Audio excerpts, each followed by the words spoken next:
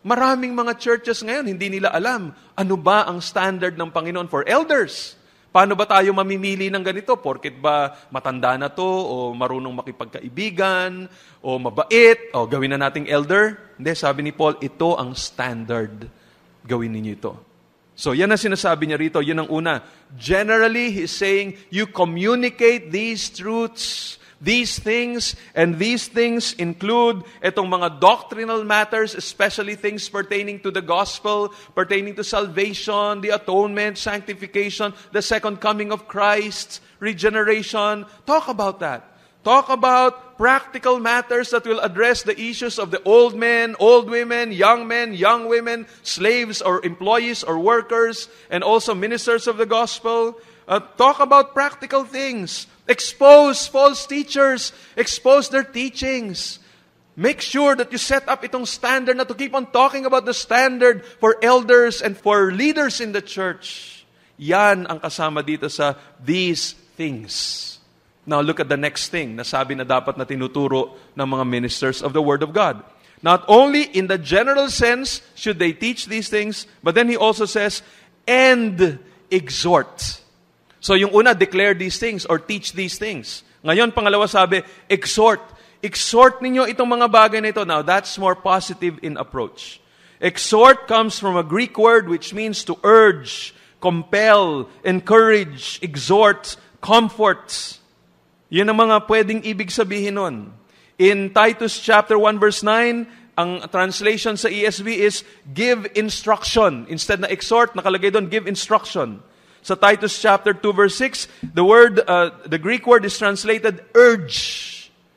And so depende sa konteksto. Pwedeng ang ibig sabihin ay urge or give instruction, or pwede rin ibig sabihin encourage, depending on the context. Sometimes ang ibig sabihin nun is to urge people to obey or to respond to certain truths or principles. Now, please take note, no? Urge. Iba na yung salitang urge eh. Pag sinabi mong urge them, you are addressing the conscience.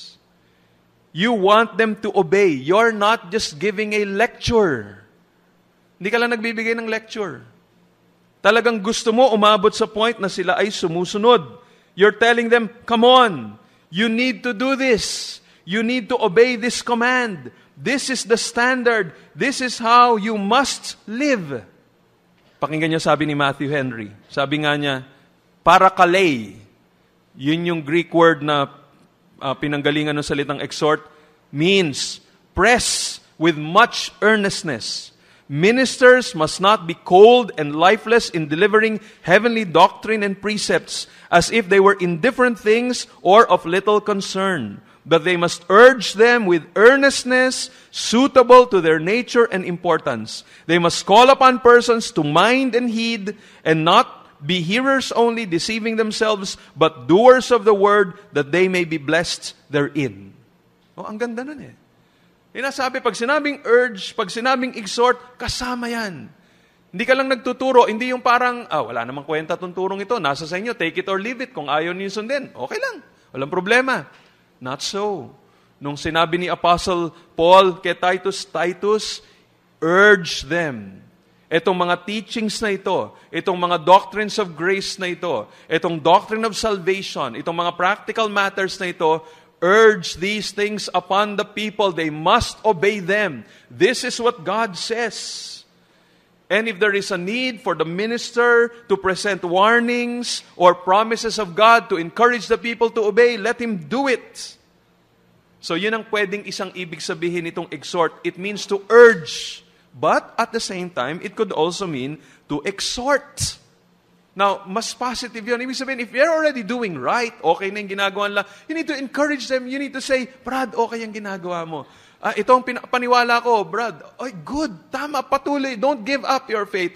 Keep on holding on to that truth. So you're encouraging them. And Christians need both teachers, need both. Kasama nila yung dalawa na yun. They need yung aspect na idinidiin sa kanila, ini-impress sa kanilang konsyensya yung mga katotohanan na that they need to obey it, but they also need encouragement. Kailangan encourage sila. Kailangan supportahan sila. Sabihin, tama yung ginagawa mo, Brad. Patuloy mo lang yan. Praise God. So, yan ang kasama dun sa salitang exhort. Now, look at the next thing. Yung ikatlong verb na sinasabi dito. And rebuke. Again, this is also present active imperative. Ang ibig sabihin, ito ay command. He is to do this. He needs to rebuke people. At dahil ito ay present tense, this is a continuing action. Ibig sabihin to, kung merong mga sitwasyon na kailangang i-rebuke yung mga kapatiran, gawin mo yon. You need to rebuke them. Now, this is more, pwede mong tingnan na more negative in nature. It means to confront someone face to face with the purpose of convicting them of their sin. Yun yung intention mo. Yung exhort, parang dinidiin mo lang sa kanila para gawin yon. Not necessarily may ginagawa silang kasalanan. Pero pag sinabi mo ng rebuke, merong pinapakita dyan, sila ay nagkakasala. They're committing sin, kailangan silang sabihan. Or it could also include the aspect of convince. The meaning is that he is to use arguments that would convince the person of the truth, ma-realize niya na kailangan niya itong bagay na ito. Kailangan kumbinsihin mo siya. Or yung salitang rebuke, according to one commentator, it also means to bring to light, expose, set forth. Ang ibig sabihin nito, this is the process of exposing someone's sin in order to bring conviction followed by correction or spiritual change. Sino ibig sabihin ng rebuke? Hindi mo lang siya pagagalitan, kundi i-expose mo, ipapakita mo bakit siya mali. Bakit mali itong kanyang ginagawa? Bakit mali itong kanyang tayo? Why is he wrong? So kasama yun sa rebuking. You bring to light, you expose, you set forth para siya ay makonvict, para ma-realize na siya ay mali, and that will lead to correction and spiritual change. So, yan ang sinasabi ni Apostle Paul dito. These are the three aspects of the communication of truth to the congregation. If you call yourself a minister of the Word of God, if you're a church leader, particularly an elder, yan ang kasama sa dapat mong ginagawa. You should be constantly teaching itong mga truths na ito. You should be urging people to obey or encouraging those who are already doing well. You should be rebuking people if they are going astray. So you need to be faithful in doing this. You need to be diligent in doing this. I think ito nga yung pumapasok sa aking isipan . Itong rebuke, as I said, this is present active imperative. I'm reminded of Proverbs chapter 13 verse 24 na nakalagay, whoever spares the rod hates his son, but he who loves him is diligent to discipline him. Diligent to discipline him. Ang ibig sabihin, hindi naman yung araw-araw pinapalo mo na lang yung anak mo, pero ang ibig sabihin, you're diligent. Kung kinakailangan siyang paluin, dapat siyang paluin o papaluin mo siya. Similarly, kung kinakailangang i-rebuke itong member ng congregation na ito, then you do it diligently. Huwag mong palulusutin, gawin mo lahat ng paraan para makausap siya at matulungan siya, para makita niya kung saan siya mali, makonvict siya, and then lumakad siya ng maayos. Now, tinapos ni Paul itong sentence na to with this phrase dun sa dulo ng sentence. Sabi niya, tinan natin muli, no? Declare these things, exhort and rebuke, and then he adds, with all authority. So this is how each of the duty should be done. The teaching should be done with all authority. The exhorting should be done with all authority. The rebuking should be done with all authority. Yung phrase na yon, with all authority, focus kayo dun sa word na authority. It means authority, yung Greek word, kung saan galing yung salitang authority, means authority, command, order, injunction. Dito sa New Testament, yung Greek word ay ginamit 7 times. 7 times. Sa ating ESV, if you're using the ESV, you will discover 6 times ang ginamit ni Paul na salita is command. Only once ginamit niya yung salitang authority.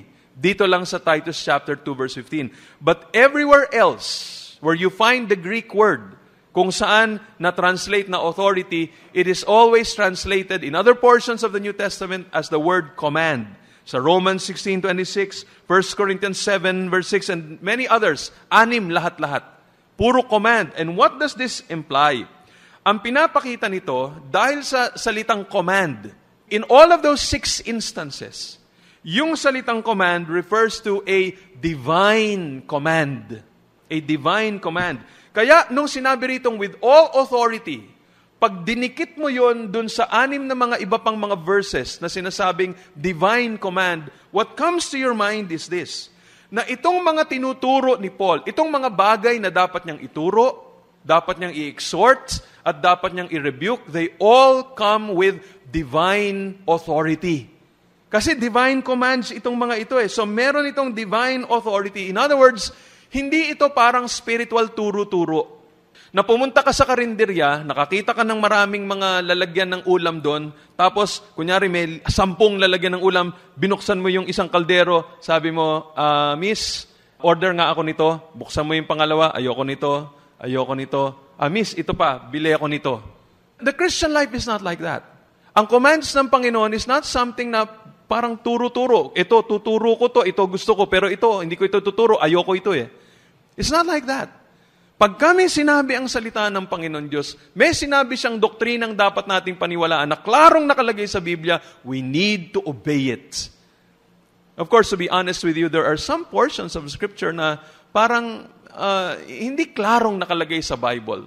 Merong position yung ibang mga believers. Katulad nung mga issue about the millennium, meron din tawag na premillennial position, amillennial position, postmillennial position. Lalo na itong mga nangyayari ngayon sa ating paligid, iba-iba yung mga pananaw. There are others who believe in pre-tribulational rapture, mid-trib, post-trib na klase ng rapture. All of these technical terms.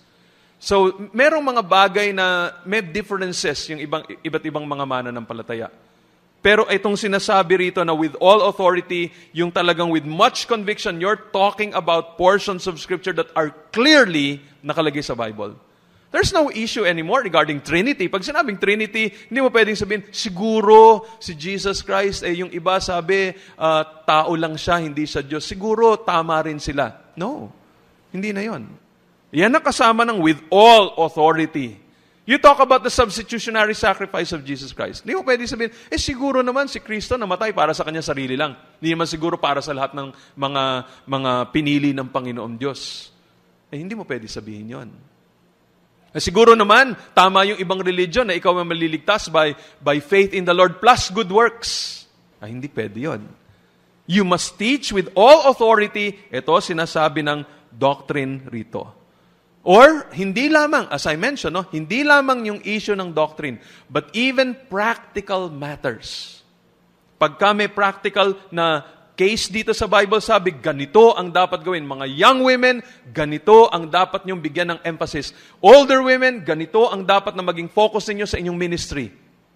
No question about that anymore. You must obey. Ito sinasabi ng salita ng Diyos. Hindi mo pwede sabihin, Lord, Brad, ayokong sundin yan eh. Parang gusto kong ganitong i-focus eh. Ayoko ng ministry na yan eh. Yun ang sinasabi ng Bible eh.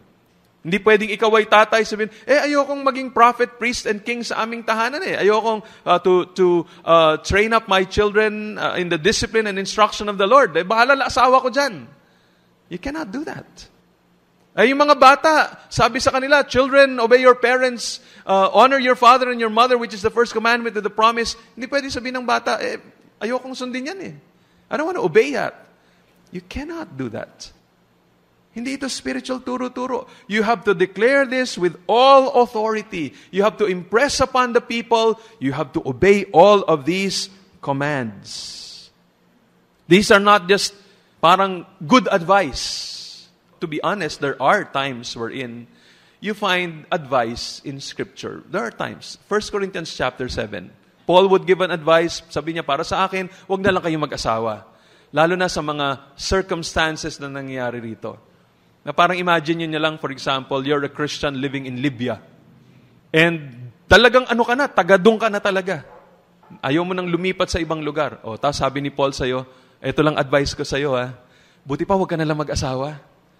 Kasi pag nag-asawa ka pa, naku, ang hirap pagka Ganto, nagkagera, nabuntisan yung asawa mo, wala kayong hospital na papupuntahan, wala mga doktor, wala mga nurses, mape-persecute pa kayo, buti pa, huwag ka nalang mag-asawa. So, there are times wherein you find the Apostle Paul giving advice.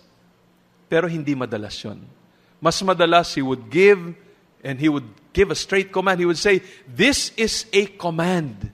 Hindi lang ito sa akin, ito sa Panginoon Diyos mismo to. Maraming instances na ganun. And so, we're talking about those instances wherein yung mga statements ng Scripture is equivalent to thus saith the Lord. And dapat ganun ang pagdala ng isang so-called minister of the Word of God when he declares God's Word, dapat ganun ang dating. Thus saith the Lord. Ito sinasabi ng salita ng Panginoong Diyos. So, they're not just declaring their opinions most of the time, but they're declaring what God says. The gospel, for example, must not be presented as an optional opinion to be accepted or rejected. Depende sa type ng hearers. No, it must be accepted as the Word of God. If you reject the gospel, you will go to hell. Now, how can Titus do this with authority? Where does a minister of the Word derive his authority? Saan niya makukuha yon? Well, if you're talking about Titus, part of his authority came from his association with Paul as an apostle. He was an apostolic representative. Kaya sabi ni Paul sa kanya sa Titus chapter 1 verse 5, "This is why I left you in Crete, so that you might put what remained into order and appoint elders in every town as I directed you." Ito dinadala ni Paul sa kanya yung kanyang apostolic authority. Sabi niya, Titus, gawin mo to. Ako nag-uutos sa iyo, iniwang kita dyan. Ako nag-iwan sa iyo. Kaya ito, gawin mo to. Kasi ako, I am a messenger of God. I am a servant of God. I am an apostle of the Lord Jesus Christ. Ikaw ngayon ang representative ko dyan sa lugar na yan. So, Titus was taking his authority from Paul in that sense. Because he is an apostolic representative. Pero ang tanong ngayon, paano yan? Wala na si Paul. Wala namang apostol ngayon. Where do we get our authority? Where does the minister of the Word of God get his authority? Well, he gets his authority from the nature of God's Word, the nature of the Bible. The Bible is the Word of God. Yun ang Biblia, salita ng Panginoon Diyos yun So doon na ngayon nanggagaling yung kanyang authority. Pagka faithful siyang mag-declare ng salita ng Panginoon Diyos, the people need to obey. The people need to realize that comes with authority because the word that is being declared is the Word of God. Sabi ng 2 Timothy chapter 3 verse 16, all Scripture is breathed out by God and profitable for teaching, for reproof, for correction, and for training in righteousness. Sabi ng Matthew chapter 28 verse 20, teaching them to observe all that I have commanded you. So pagka ang dinedeclare ng isang minister of the gospel is the Word of God, the message of Jesus Christ, kailangang sumunod yung mga tao. We must tell the people, you need to obey. These are the words of Jesus Christ. Kailangang sundin ninyo ito. And then, one more thing that he adds, yung final sentence niya dito sa Titus chapter 2 verse 15. Sabi niya, let no one disregard you. Let no one disregard you. This means that Titus and other ministers of the Word should not let others have any reason to despise them. Huwag mo silang bibigyan ng anumang bagay na pwede nilang panghawakan para makakita sila ng rason na hindi sumunod sa iyo. How are the ministers going to do this? Well, one, they should live their lives with such integrity and holiness that they will earn the respect of others. They will earn the respect especially of the congregation. Kaya nga sabi ni Paul kay Titus sa chapter 2 verses 7 up to 8, show yourself in all respects to be a model of good works, and in your teaching show integrity, dignity, and sound speech that cannot be condemned, so that an opponent may be put to shame, having nothing evil to say about us. Pagka dinadala niya yung kanyang buhay at maayos yung kanyang paraan ng pagtuturo at yung content ng kanyang tinuturo, sabi ni Apostle Paul dito, the opponent will be put to shame. Wala silang masasabi. Ayun, kaawa yun. Di lalo na yung mga members ng congregation, lalong hindi nila madidisregard yung turo mo o madidisregard ikaw na nagdadala ng salita ng Panginoon Diyos. So that's one of the things you need to do. Live your life with such integrity and holiness that you will earn the respect of others and the congregation in particular. Now, this could also mean, itong let no one disregard you, could also mean, in case the minister of the word is young. Kasi si Titus, maaring bata pa siya, di ba?